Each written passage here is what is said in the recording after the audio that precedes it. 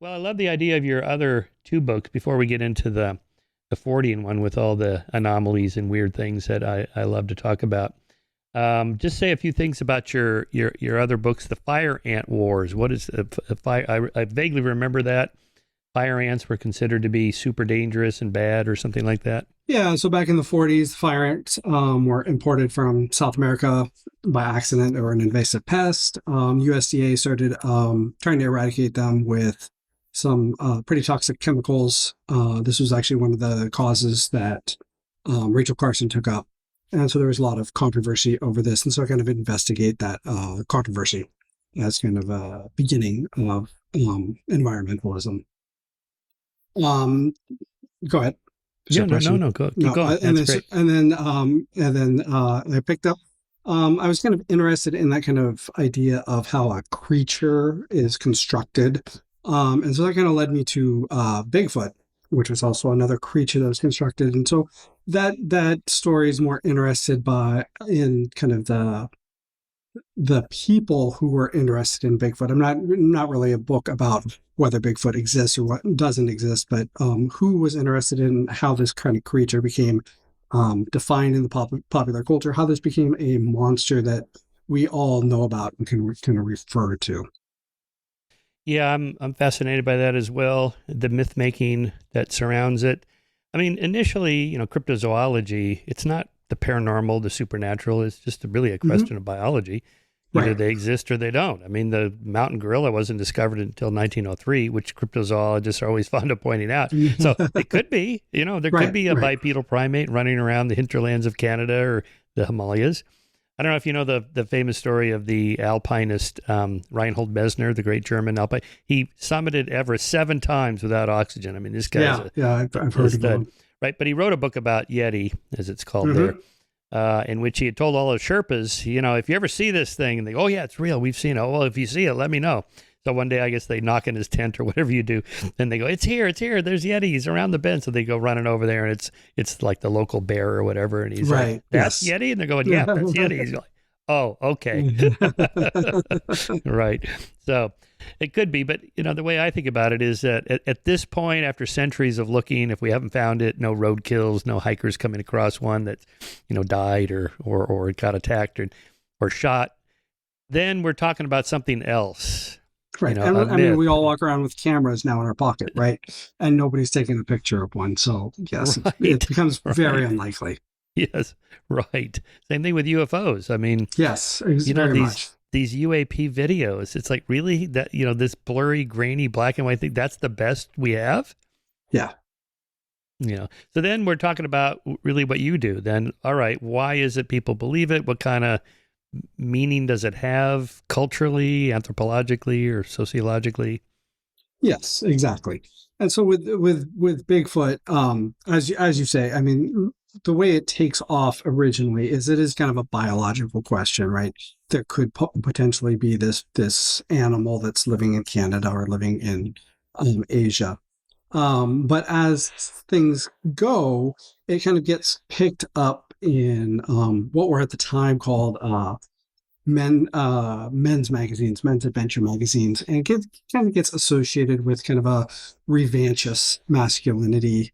And so that there's this idea that okay, here's this beast that's kind of out there and withstanding modern culture, and kind of it has this whole myth around it. And this is kind of where it really makes it stand in the 50s and the 60s. And of course, there are a lot of people who are writing about it. You get Ivan Sanderson, who is a cryptozoologist, but is also a author in all of these kinds of magazines. And he is one of the big forces who's keeping it aloft at this time. Um, and so this is one of the ways that this is one of the times that we really all come to know it is this is when the famous Patterson Gimlin movie gets made in 1968. Um, and through the 70s, there's all kinds of documentaries, mockumentaries, you might call them, that are shown in little small towns. Actually, they're made by small production companies, and it's called four walling, and where you'd go and you'd rent out a gymnasium, where you'd rent out a movie theater in a small town, and you just kind of go do fly by night showings of these documentaries through all these small towns. And again, so this is kind of the way the myth starts to spread through the 60s and the 70s. Uh, by the 80s, this is kind of petering out, and you kind of get a reimagining of Bigfoot, something that's fit more for middle class and environmental sensibilities. This is when you get Harry and the Hendersons. And so Bigfoot kind of gets reworked as this kind of image of the pristine noble savage, and of a symbol for um, forests that are untouched by humanity. And so this is still where we know about Bigfoot, because Harry and the Hendersons was a big ticket movie. It was conceived of initially as kind of a follow up to E.T. This was going to be the next great Steven Spielberg kind of esque movie. So this is again part of the kind of construction of Bigfoot and a launching of it into kind of popular culture. Yeah, and it's again, I think touching some deeper roots-like issues, because we know from paleoanthropology that there were probably a dozen bipedal primates living over the last several 100,000 years, along with our own species. And then they all went extinct. Maybe Neanderthals Yes. last 30,000, 35,000 years ago. But then remember that story about the little hobbits that they found Yeah. those fossils? Homo forensis. Yes, Yeah, exactly. right. That was a little island, Florensis, near Borneo, right? Yes, exactly. Exactly. And so you have cryptozoologists pointing this out, saying, oh yes, right. So if there are these other um hominids that have been in existence, and why not this one? Which, again, as you pointed out kind of at the beginning, makes a certain amount of sense until we start looking, and the evidence just doesn't hold up. And so this becomes more interesting as a myth than as kind of a actual natural historical object. Yeah, I remember Dawkins tweeting out, like, for God's sakes, go out there and look. Maybe they're still there. Wouldn't that be Right. amazing? It would be awesome. Yes. I mean, it is like that first contact, idea, and just how almost like a Indiana Jones adventurous kind of romantic story. Yeah, and I mean, I think that was one of the things that kind of we were talking about, or I was kind of mentioning, as this kind of Bigfoot got reconceived as this kind of noble savage. That some of the Bigfooters were kind of making this argument that, hey, if we find Bigfoot, this is a way of almost rewriting history and rewriting a wrong. Right here we have a chance to make this. First contact with another hominid creature, and it doesn't have to be a violent confrontation. This could be a point where we can get along, and so it is this kind of very romantic notion about it. Yes. Yeah, yeah, yeah. Also, kind of a hint at what our own roots might have been like in the Paleolithic. What were we like? Because there's anthropologists debate this. To what extent the Yanomamo in Brazil are really like we were, say, Yes. 50,000 years ago. Very much. And so much depends on, well, have they been contaminated? Or how many anthropologists have been there already? And, they're wearing clothes and they have metal tools. Okay, where do they get those? Right. But, mythically, it's, again, just sort of looking for it's about ourselves. Oh yes, yes. It's a mirror to look back, and that's kind of where it was. What we're talking about with the idea of it being either kind of a symbol of untrammeled masculinity or kind of environmental noble savage. These are all ways of kind of projecting something that we want in ourselves onto this creature that we haven't actually seen, so we don't actually have to deal with any real world constraints. On the masculinity front, I've noticed that like a lot of topics that we deal with in Skeptic, like Bigfoot, UFOs. It's mostly guys that are interested in it. You go to these conferences, it's almost all men. What few Hmm. women there are just, attached to one of the guys. Although to be fair, if you go to one of Deepak's, kind of crystal healing sort of Hmm. things, it's mostly women there. So it's not that men are, more gullible than women to believe these No, sorts of no, things or no. anything. But it does. What's with the masculinity thing? What's the, I don't know, sociology of that? It's a good question. I'm a little reluctant to speak. Generally, I mean, Bigfoot. There's definitely some parts of it where, right, Bigfoot is a representative of kind of the inner man. You can make the you could make the argument that things like UFOs, there's very it starts to get very engineering techy, which isn't to say that women can't be engineering or techy, but it's very male coded. But one of the things that is interesting about Bigfoot is as it makes that change from um, monster to be hunted versus a symbol of green and environmentalism, it does start to open itself up to more women being interested, so that there are many more women interested in it now than there were then. And so I think there are certain ways in which certain of these anomalies, paranormal events, that take on codings from the rest of our lives, and that attracts or repels different groups.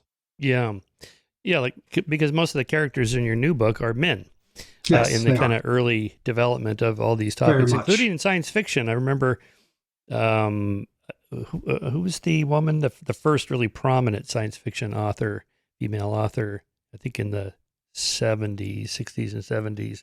And she was one of the few. I'm sorry, I'm escaping her Like name. you think like Ursula Le Guin. Ursula, yes, that's right. Okay. Yeah, but now there's more. I mean, now it's, kind of Yes. opened up, which is great. But, one explanation might be, if I had to guess, on these kind of gender differences in interests, vocational interests.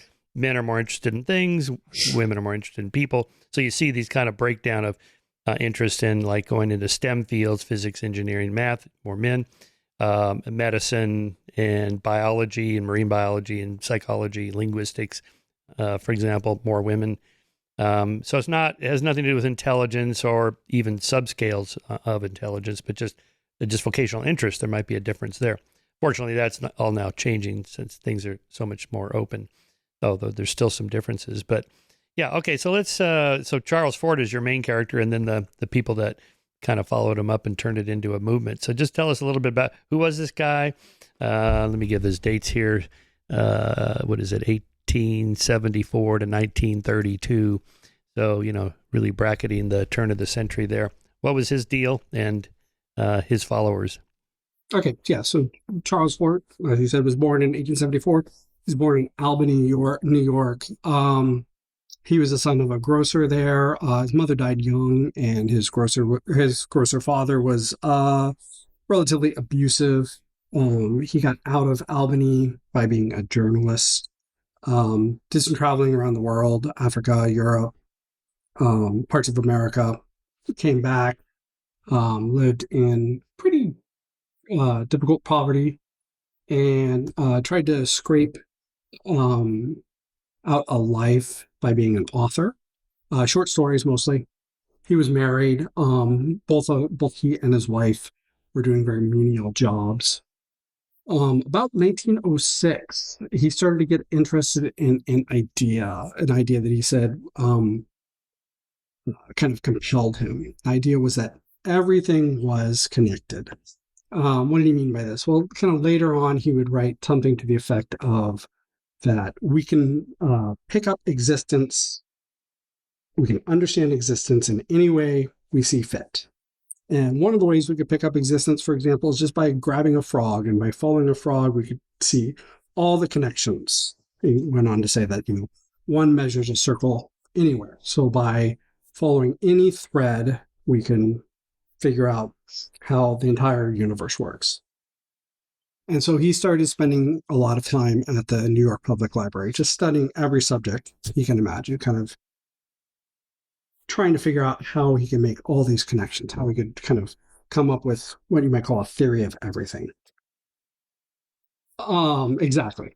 And so while he was doing this, he was also he was writing short stories, and he came under the he found a patron in Theodore Dreiser, who was then started trying to make his name as well. And he was researching in the New York Public Library, and he started to find anomalies, things that science couldn't explain. Rains of blood, strange objects in the sky, things like that. And these became really intriguing to him. He said, "Well, there's got to be something here. How do I connect this? How do I connect these with everything else that's going on?" And so he started fiddling around with these and wrote a couple of manuscripts. He would end up destroying them, but we kind of could piece them together. First one, he made an argument that there was a civilization on Mars, and this civilization on Mars was controlling life on Earth through some kind of rays. And Theodore Dreiser loved it. He thought it was great. He was going to try to get it published. And then Fort went on and said, well, wrote another manuscript, said, there's also a civilization at the North Pole. And this civilization at the North Pole, secret, because at this point, nobody had actually reached the North Pole, was somehow trying to neutralize what was going on from Mars. Theodore Dreiser also loved this one, trying to get this one published. And this was in the mid-teens, mid-19 teens. And Fort, at this point, his kind of financial situation had stabilized a little bit. He'd gotten a couple of small inheritances. And then he kind of scrapped these and started to write a new book, what would become his first nonfiction book, called The Book of the Damned. And in this one, he got rid of those ideas, and he started kind of putting together a different set of thoughts. So if you read The Book of the Damned, what it first seems like is just a collection of these anomalies. So like I said, he'd gone through the New York Public Library, he'd read through all these scientific journals, he went through all these newspapers, and it seems like it's just 250 pages of newspaper clippings and things cribbed from scientific journals saying, here's a bunch of weird stuff. We don't know how to explain it. But underlying it, there's this kind of philosophy. And the philosophy is that there's every idea goes through this cycle. And the cycle is, at some points in history, it's believed.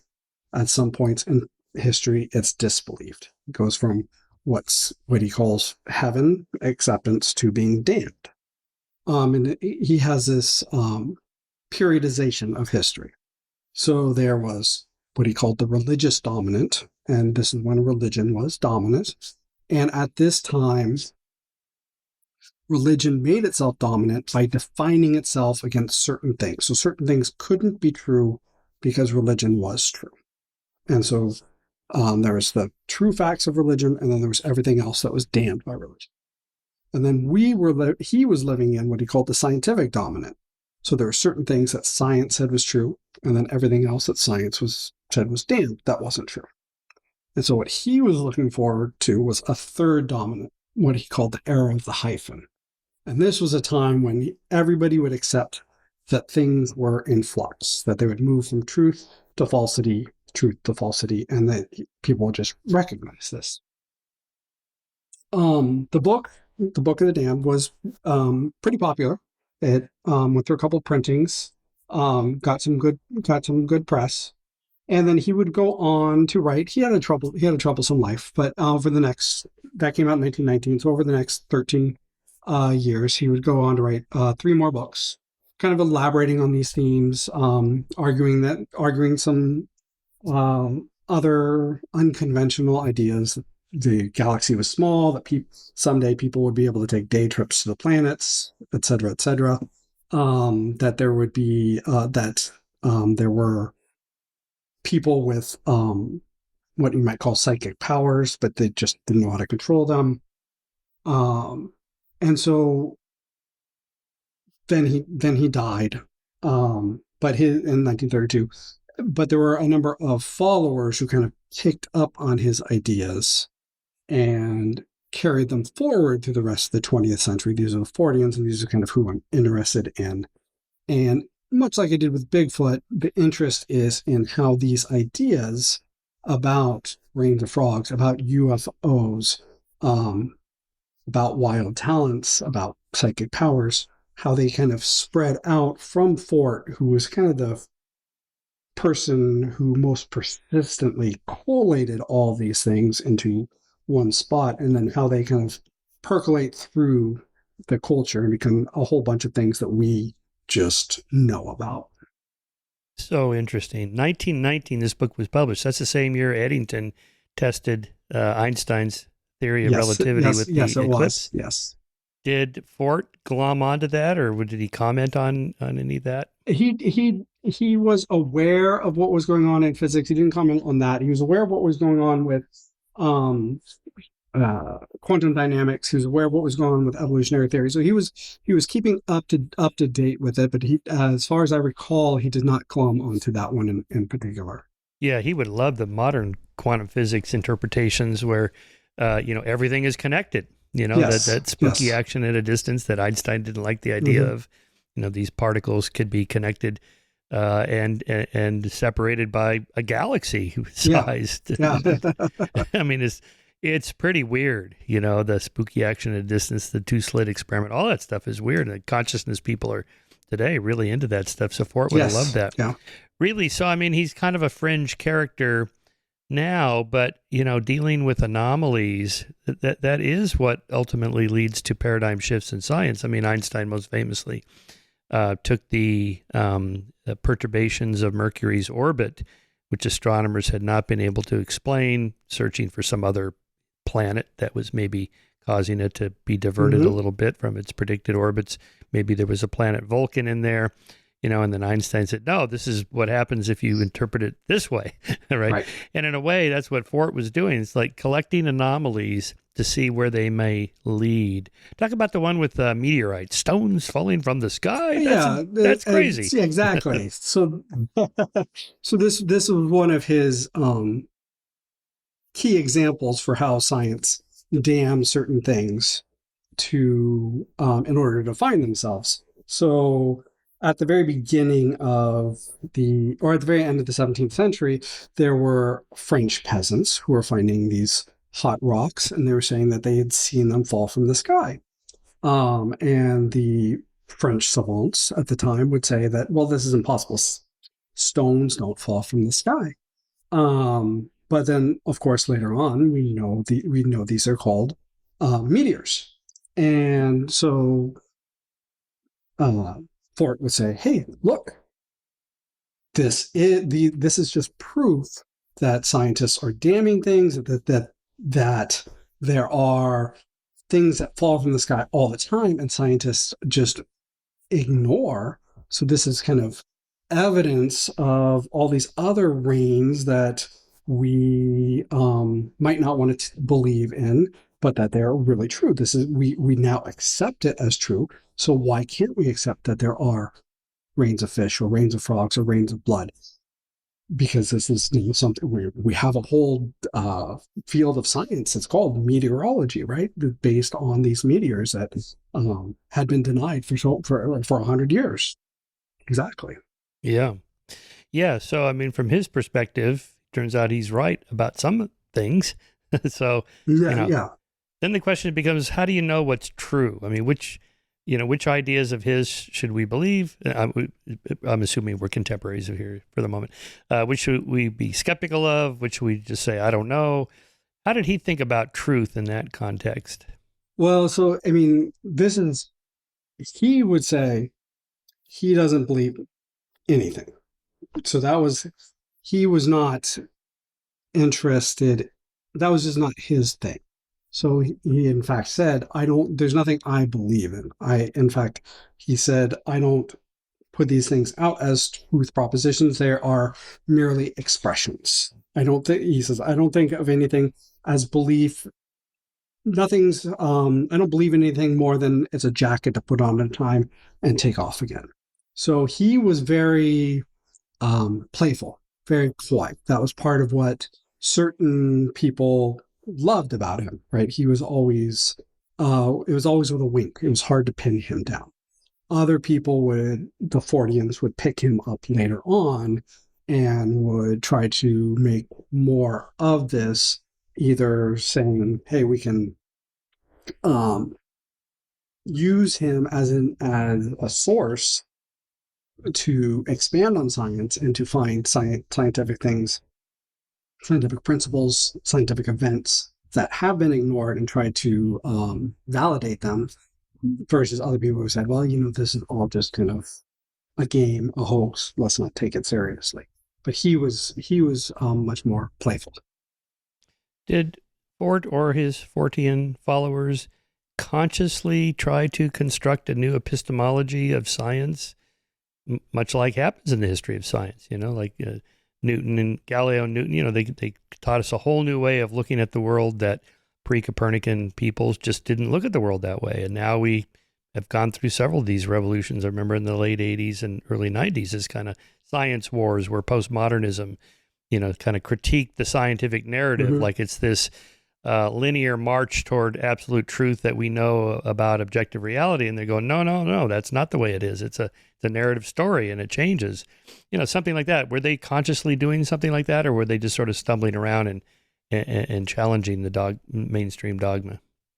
Well, I mean, I think there's a couple different ways to answer that. So yes, I think Fort was very consciously trying to teach a new epistemology. I mean, that is what his era of the hyphen was about. He was trying to get people to accept that there was no firmness to facts, that facts do themselves change from being factual to being unfactual over time, and that is true of all things. That was underneath that playfulness. He really did believe something along those lines. It's hard to say exactly how far he would push that, but that was something that he really wanted people to accept. Some of his followers were much more, well, especially the kind of person who kind of ran the Fortean Society for most of its existence, Tiffany Thayer, who was a novelist and an ad man and a friend of Fort for towards the end of his life. He was Puranic skeptic, in the sense that he didn't want people to accept any scientific pronouncements at all. He was everything was supposed to be a suspended acceptance. So he was trying to push at a certain kind of an epistemology, but it was very close to so close to nihilism at times that I don't know that it would have been a very useful one. Yeah. Here's a list of some of these anomalies. And recall that I think I sent you the original title of my review of your book, which is A Residue of Anomalies, because there's always a residue of anomalies in all fields. Frogs and fishes falling from the sky, ball lightning, UFOs, cryptids like Bigfoot, talking dogs and vampires, poltergeist events, spontaneous human combustion, levitation, unexplained disappearances, out-of-place artifacts, and highly unusual coincidences. So they're compiling all these anomalies to do what? Just to say, the world is a lot more mysterious than scientists are telling us it is, and we should pay attention to that. Well, I mean, so this is where kind of it gets the story gets more complicated, maybe more diverse. So Ford, as I kind of said, has this kind of philosophy he's trying to play with, that that ideas are always going to change, that there's always going to be this kind of shifting from the magical to the scientific and then back again. Then the Forteans are doing this for a number of different reasons. So you have science fiction writers, science fiction authors. So they are a huge amount of Forteans are science fiction authors, especially in the 40s and the 50s. And so they become very interested in collating these and in reading him.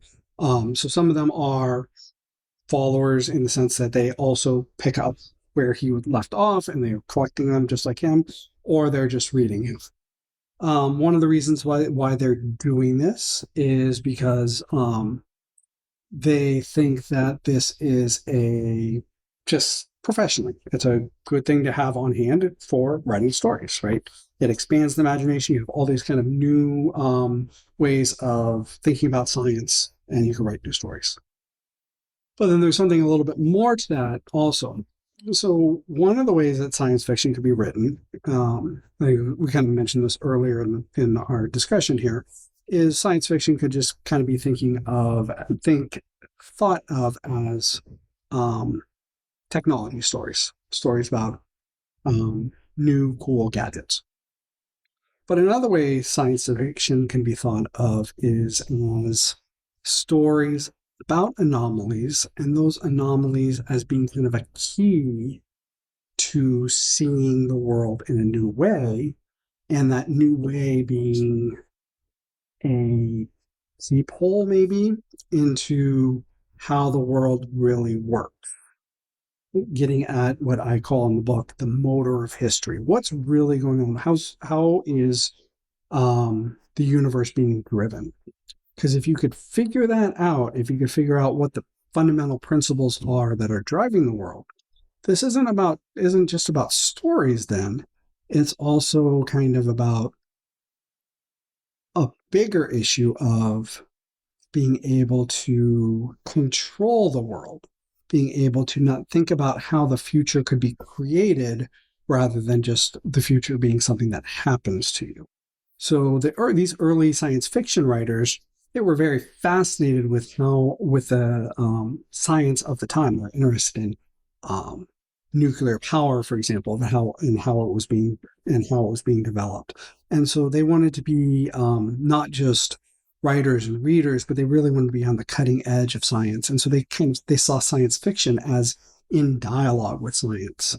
And so anomalies as being something that can kind of give them a clue about real science. And so they saw this kind of as all working together. And so collecting anomalies, thinking about anomalies, writing about anomalies, reading about anomalies was also a way of thinking about how the future might be unfolded. So interesting, because in a way that's what scientists are doing on these, theories of everything. We're looking for a unified principle. How can we unify quantum physics with general relativity? Before Darwin, how can we unify the biological sciences and so on?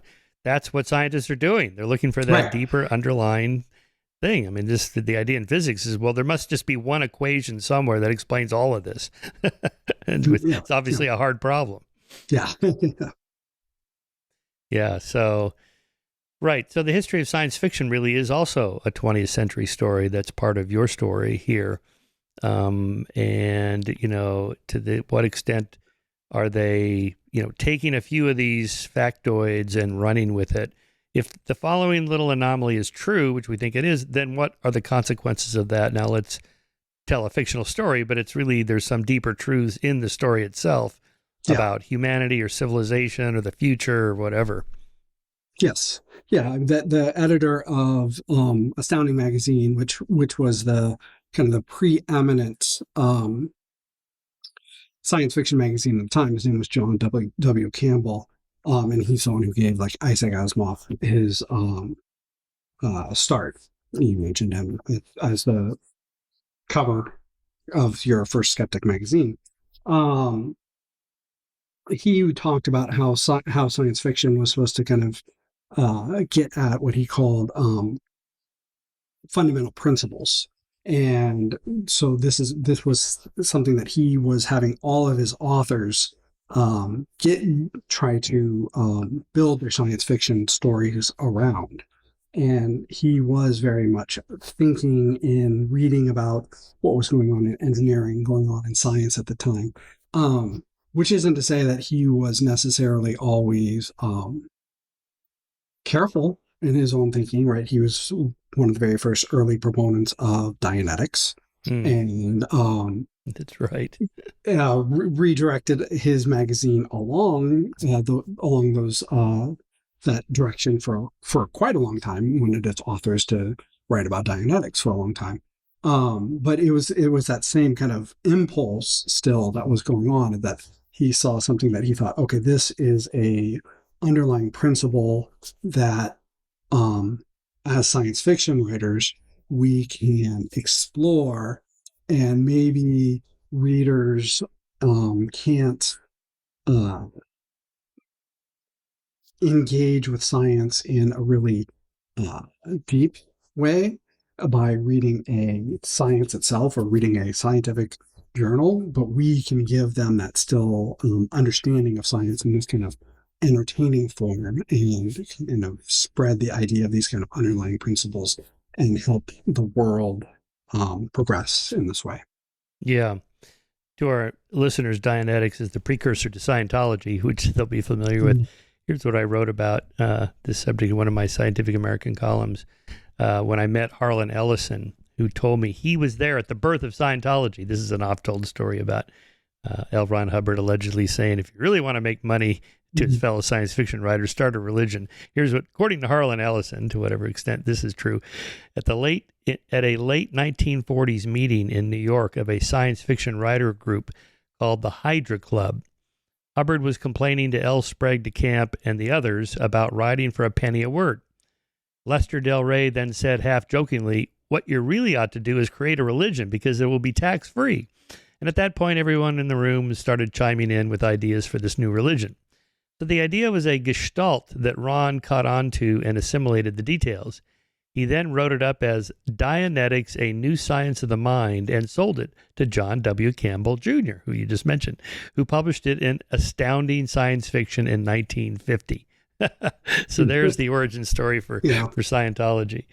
And then I wrote in at the end of my column, to be fair, Scientology's Xenu story. Oh, I talked about Xenu, the galactic warrior, and what a crazy story. This is 76 million years ago. Humans were brought here on DC-9 rocket ships.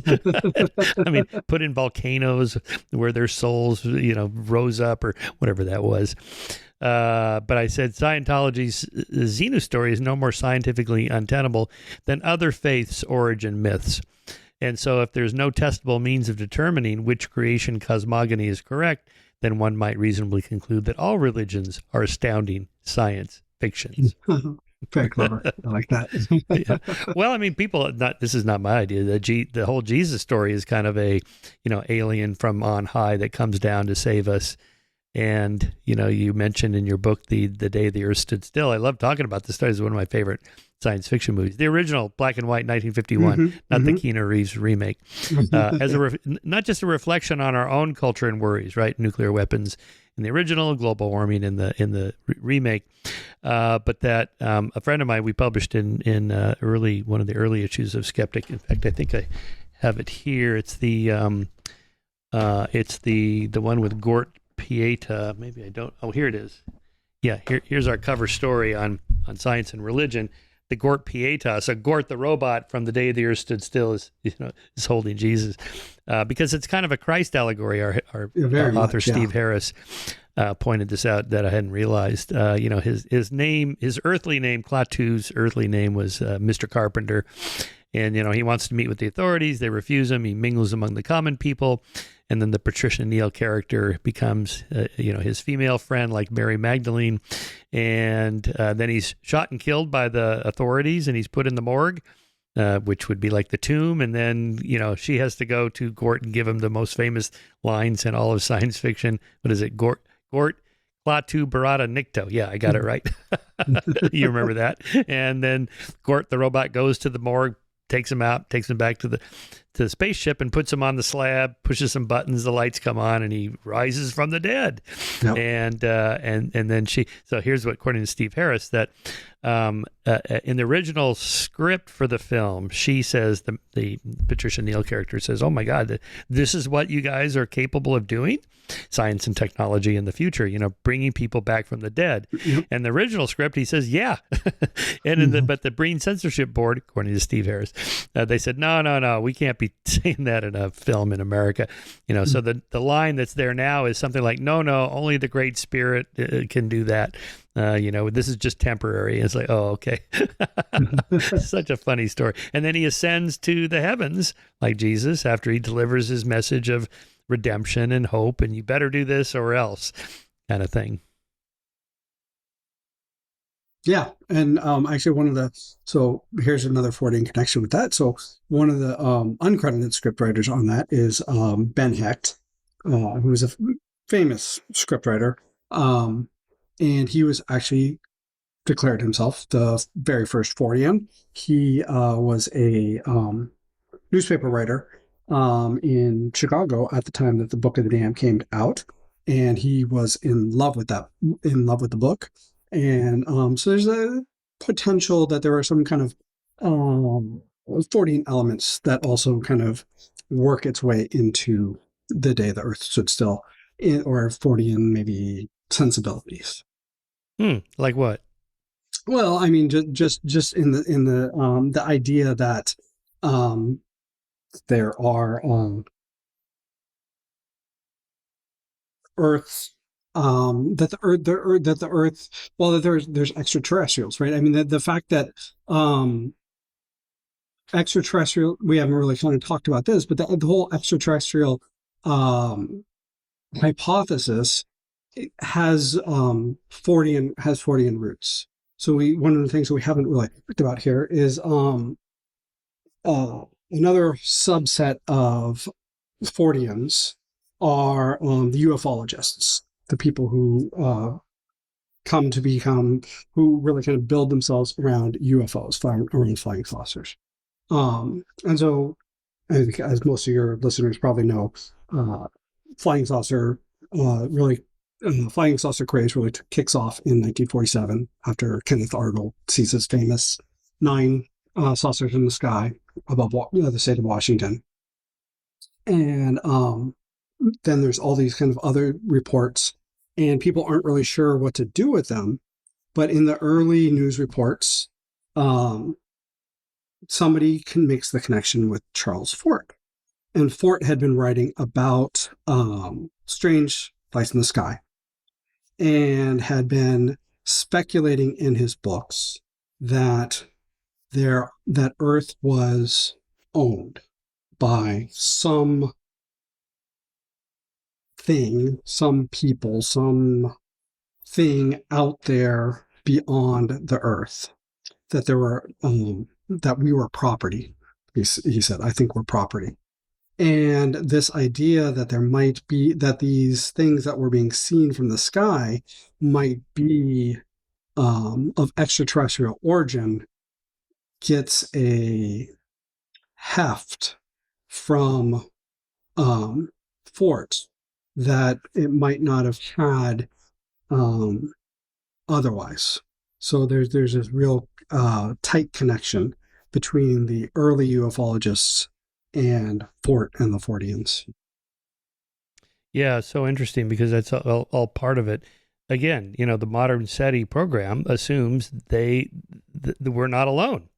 Right. So let's listen for signals. I mean, they wouldn't be doing it if they didn't think the odds are pretty good. We don't know, but but given the kind of a Drake equation calculation of hundreds of billions of galaxies, maybe even up to 1 trillion, each of which has hundreds of billions of stars, each of which has planets, half a dozen to a dozen planets, the odds are just astronomically high that there'll be somebody somewhere. That's a different question from have they come here, but that idea is certainly viable. And then it's just one more step to, could they have come here? And then what did they want? And then you wrap it up into, human anthropology and sociology of what we care about. But it's certainly a fascinating subject, and part of that whole Fortean thing. Let's talk about the kind of, since you do some sociology of science, what these magazines and organizations, newsletters, groups, and so on, there's so many of them, it's hard to keep track. What were they trying to do? What in their heads, what were they thinking? Well, I mean, I guess it would depend on which ones we're talking about. So let's I guess if we're focusing on, let's kind of keep it in the realm of where we are with the flying saucers and their um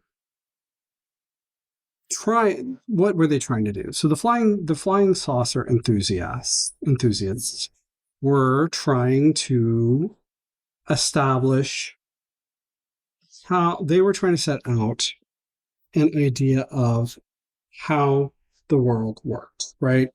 This is they're to kind of go back to your earlier question, right? They have an epistemology.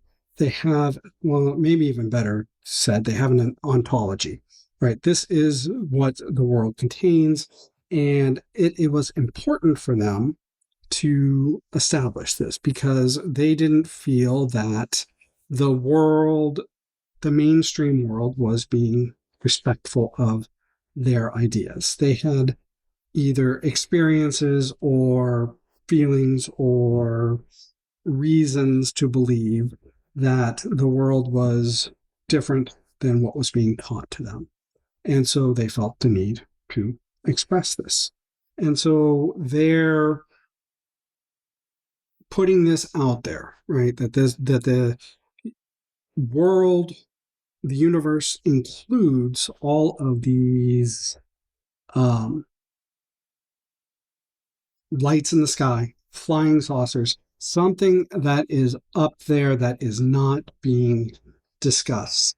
So that is a way of trying to insist upon the dignity of their own ideas that isn't being, like I said, that isn't being recognized by the rest of the world. So there, I guess, I've come a long way to saying that they're insisting on their own dignity. Interesting. Yeah.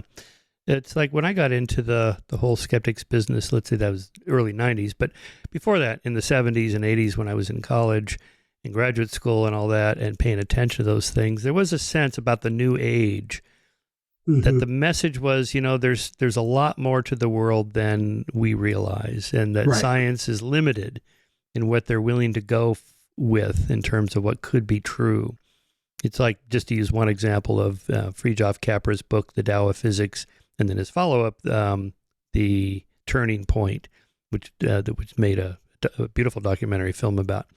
And the whole premise of that is that, there's this whole other connection underlying the physical world we see, of consciousness and quantum fields, and, the entire universe is connected together. It is that same kind of, I don't know, sense of that there's just so much more we don't know, and that we really need to be more open-minded than we are. And I'm thinking that after reading your book, is like that's kind of where this begins, the Forteans and their followers.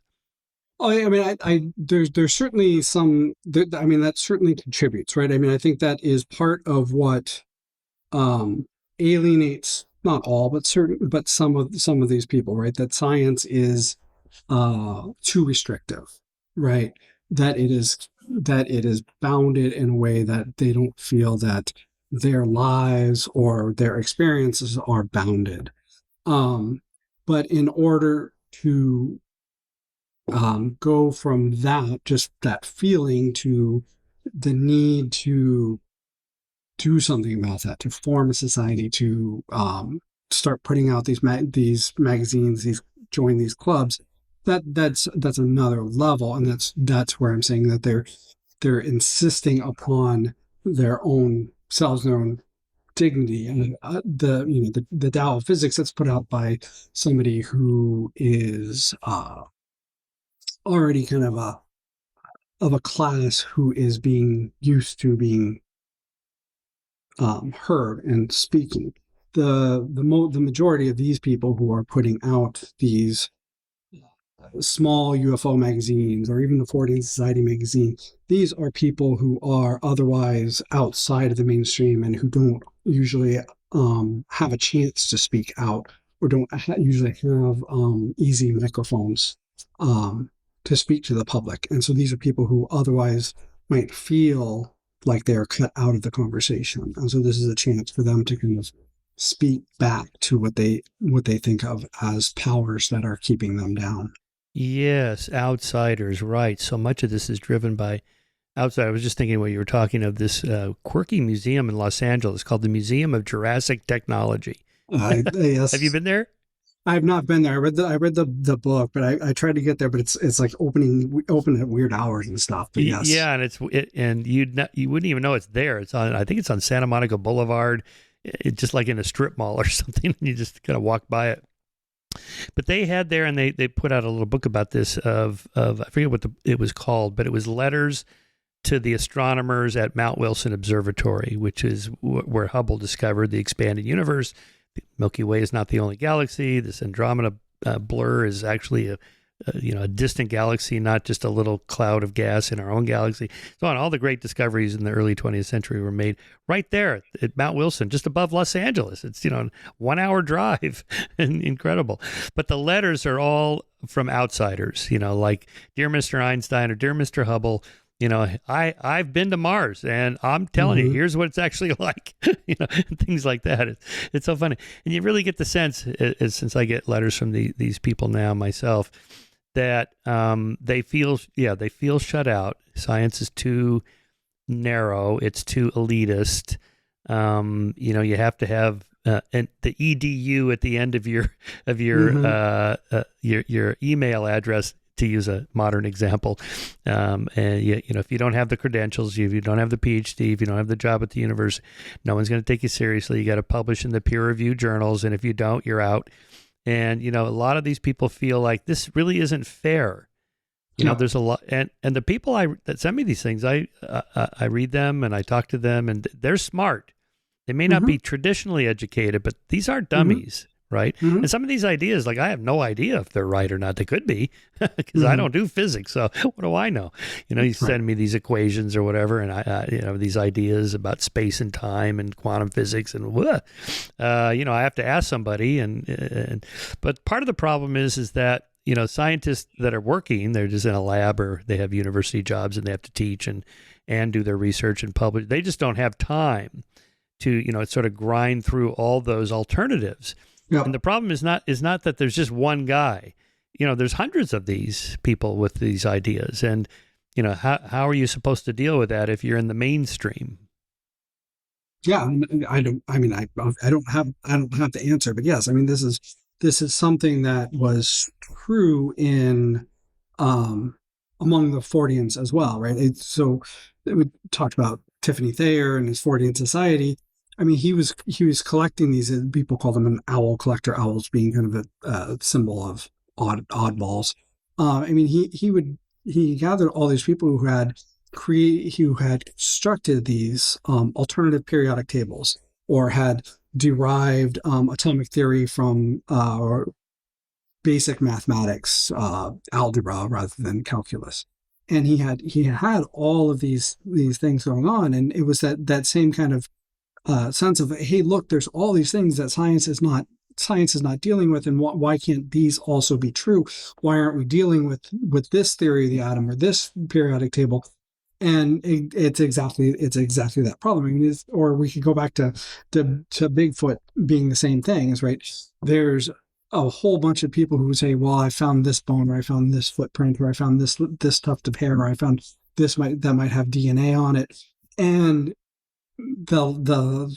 any physical anthropologist, any biologist, they're going to be inundated with this material that almost certainly is a hoax, and having to deal with it and having to debunk all of this is a real problem, and it kind of reinforces the outsiderness, but that is also what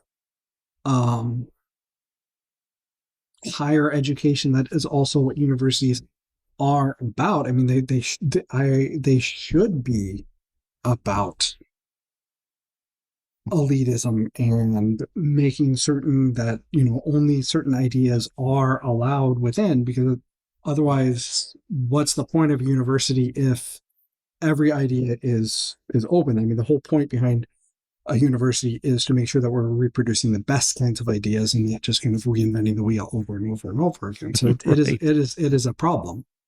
Yeah.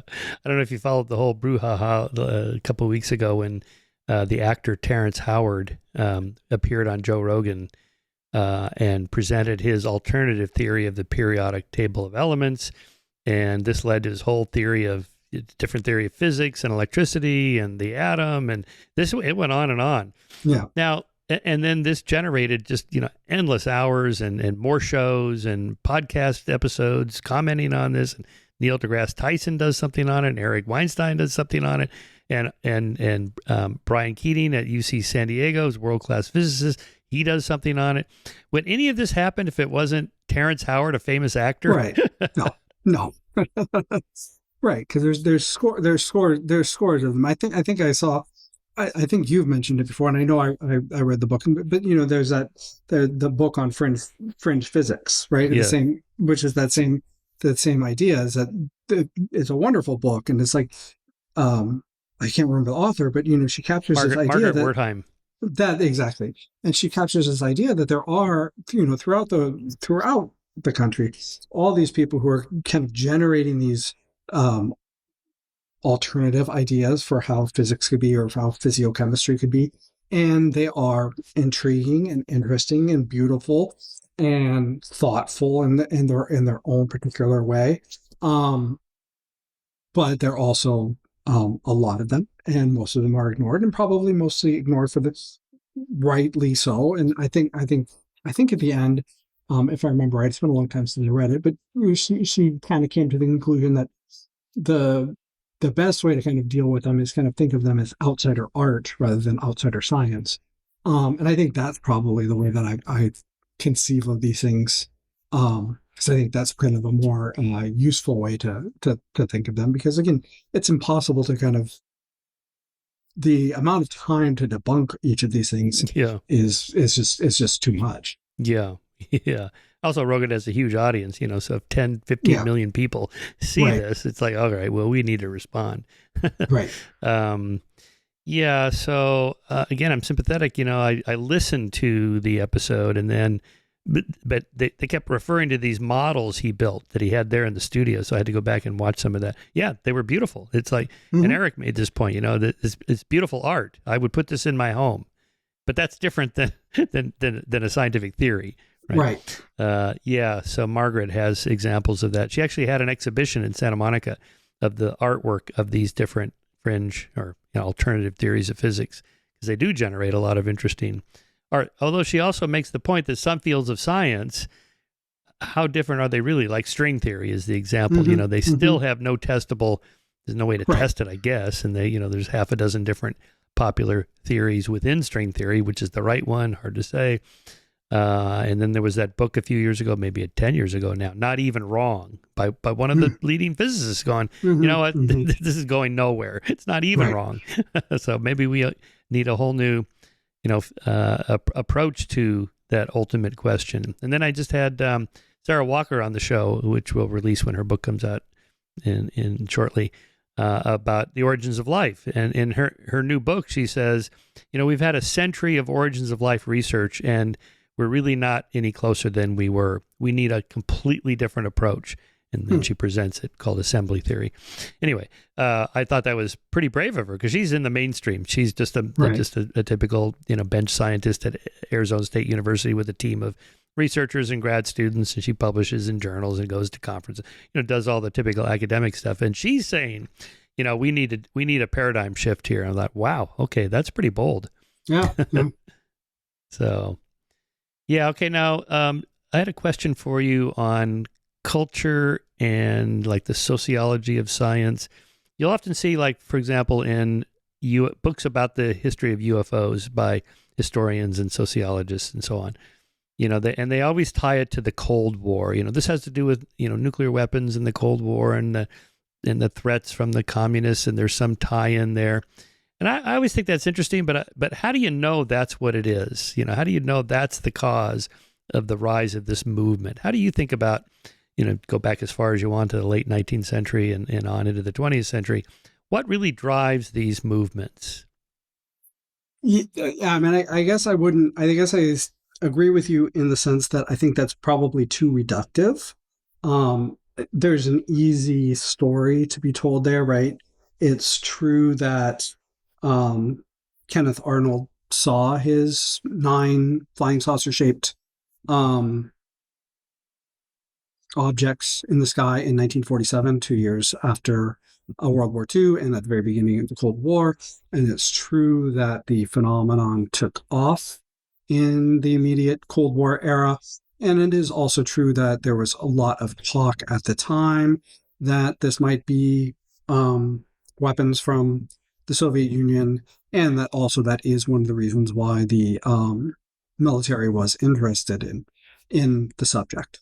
So, I mean, I think there are certainly connections one can draw between the Cold War and early ufology.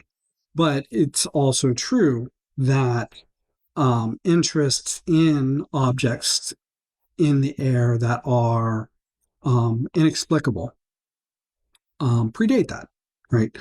Fort noted that in the 1890s, there was a whole flap over airships.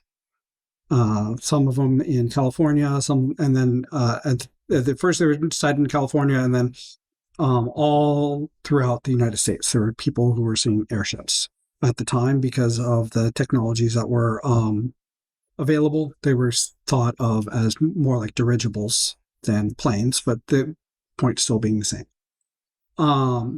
And there have been continued to be UFOs or UAPs, whatever you want to call them, seen to today, right? And we're not in the Cold War right now.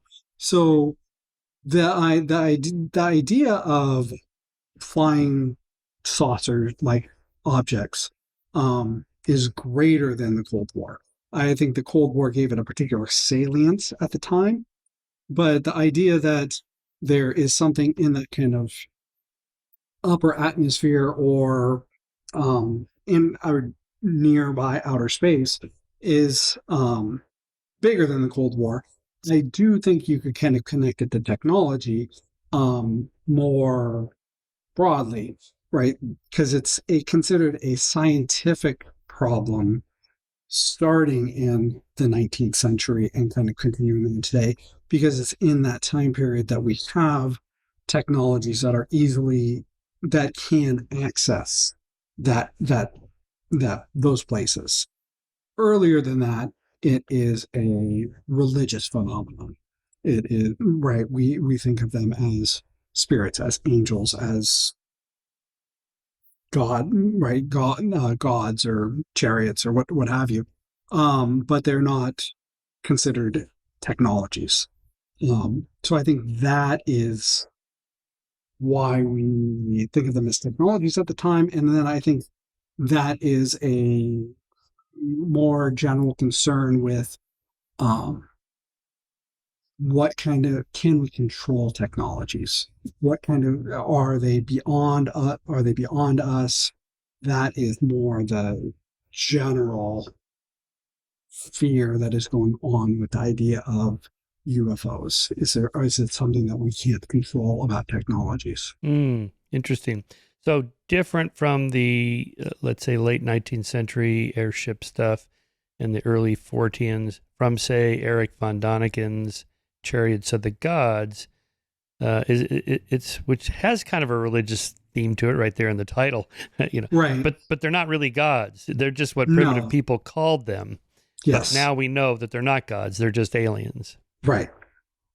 Right. But I mean, it's still that sense that there are technologies that are beyond us. And so it's just this fear that the technological is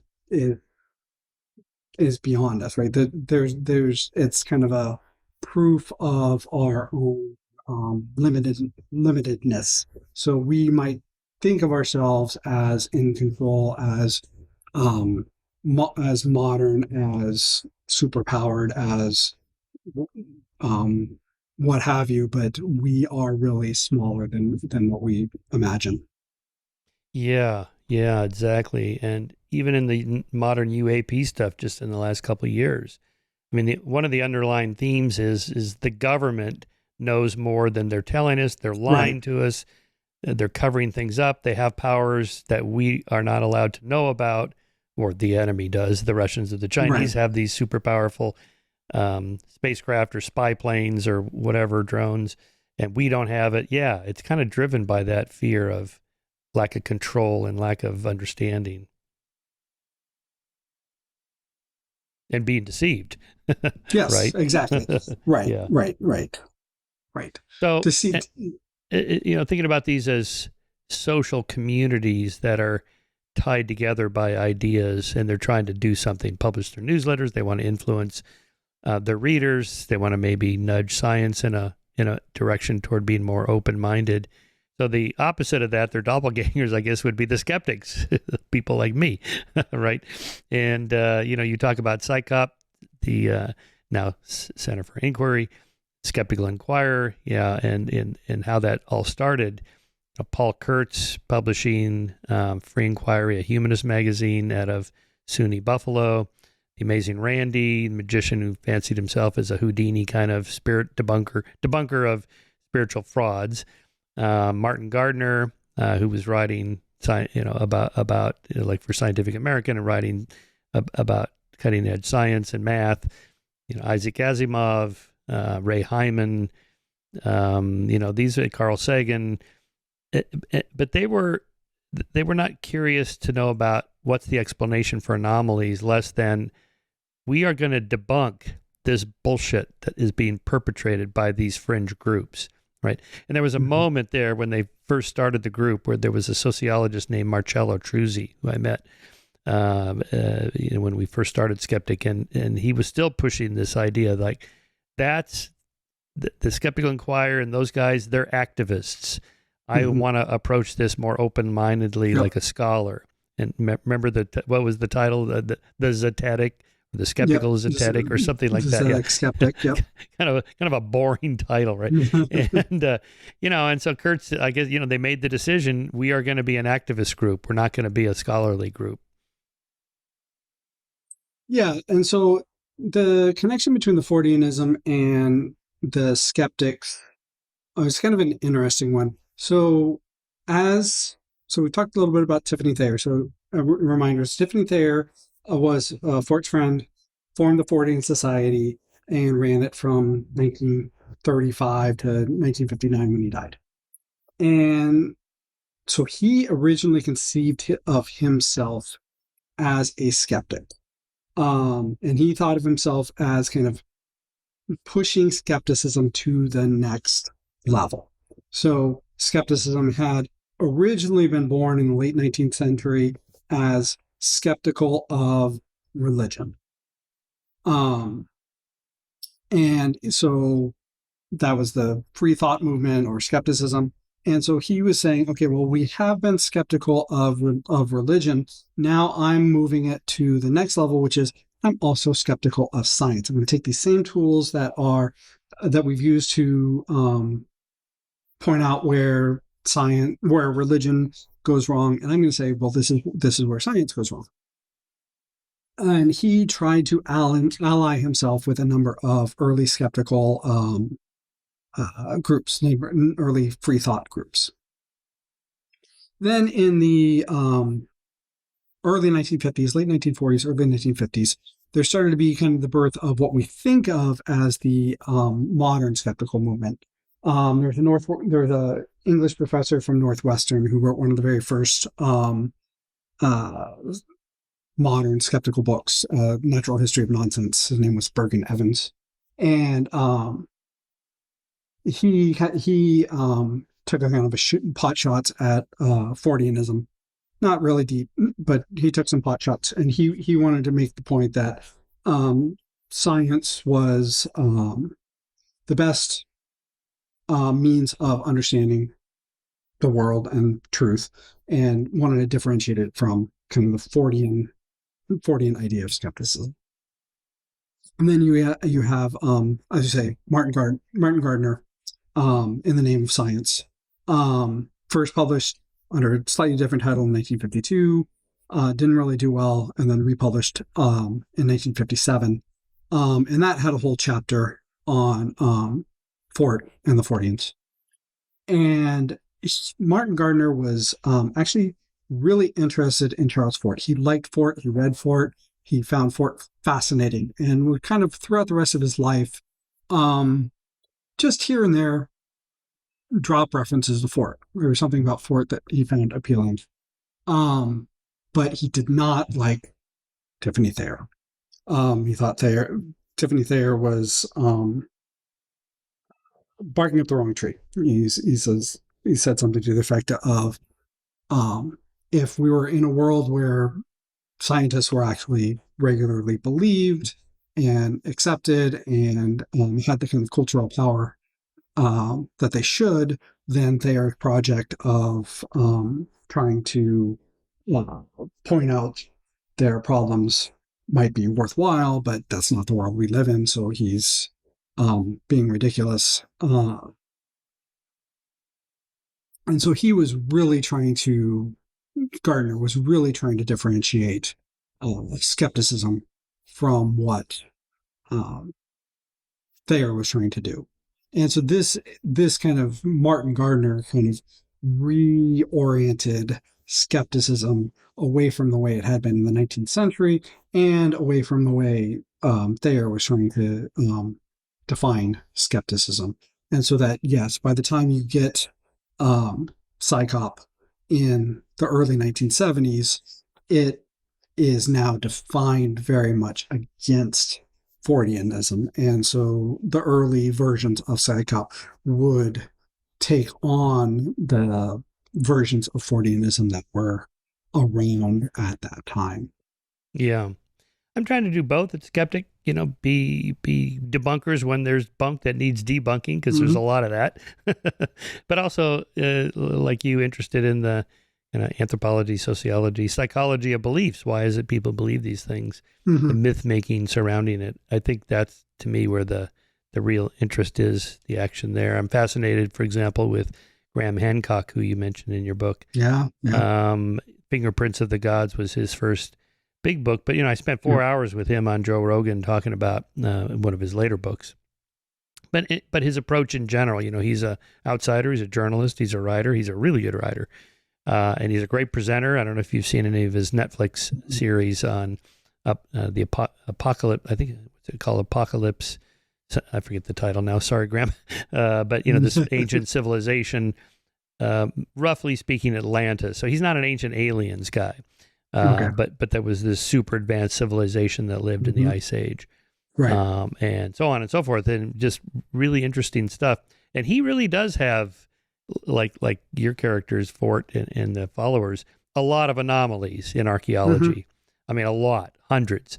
And it's like, his approach is, how do you explain this, and archaeologists go, well, it might be this, it might be that. Yeah, well, but you're off on the dates and this and that. Right. He knows his stuff, right? And so I have to say, I'm kind of rooting for him a little bit sometimes, because sometimes outsiders can make a difference. And one of his little memes is stuff keeps getting older. He posts this all the time on Twitter, and you look it up, and sure enough, he's right. This is what we thought the age of this was. Now we know it's much older. Oh, okay. So I don't know how far back it's actually going to go, but it's such an interesting, I don't know, I guess just cultural phenomenon. He's he's always complaining no one takes him seriously, or he's on the outs and scientists won't take him seriously. And so, but he's a best-selling author. He sold more books than probably all archaeologists combined. Right. So he's definitely well known. I guess, but his complaint, which is the complaint that runs throughout your book too, is that I want the serious insiders to take me as an outsider seriously. I agree. So I think that's one of the interesting things about these outsiders, is that they are very often really in the details and really thoughtful. I think it's something that is overlooked not only with these people but with conspiracy theorists in general. I think it was one of the things that I found very actually helpful when I was starting my Bigfoot book was to go and to actually read the people who were very pro Bigfoot because they were so detailed with all of their writings. They had chapter and verse on when this happened, where this happened, where, and then they had sources. And so then it would direct me to all these newspaper articles and things so where I could be led down to primary sources. And so, yeah, I think that is something that's very interesting about a lot of these people who are otherwise considered outside the mainstream or considered fringe is just how knowledgeable that they often can be, how deep in the weeds they can be, and how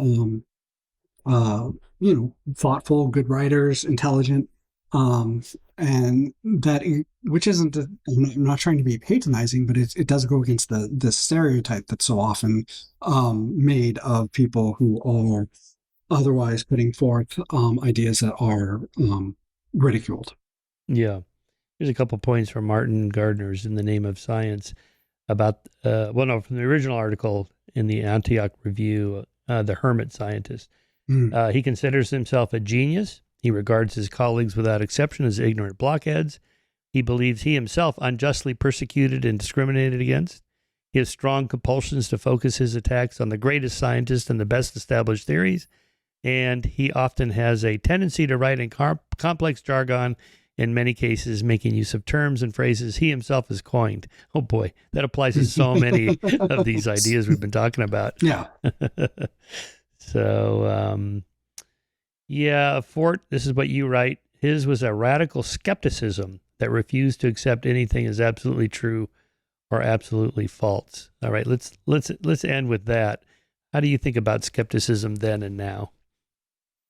Well, I mean, the kind of skepticism, Fortean skepticism, I think, is too radical. I think it is fine to play with in a fun little way, and it is an excellent mental exercise.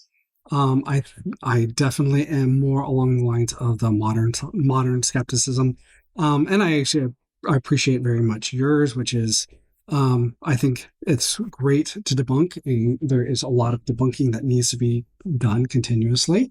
But I also think it is worthwhile to understand why we're debunking and where the various people who are need the debunking, where they are coming from, why they are saying what they're saying. I think that's always a question that we should be asking ourselves. Nice. I'll end with a quote from your book. Fort and the Forteans played their part in the creation of this world. They eroded the distinctions between truth and falsity, undermined the authority of experts and expertise. They launched 1,000 conspiracies into the national consciousness. And here we are. They still go on pretty much daily. Yeah. All right, Joshua, thank you so much. Are you working and researching and writing anything next along these lines, or what are you doing? I'm not sure. Not sure right now. I'm still kind of taking a view of the landscape. That sounds good. All right, Joshua.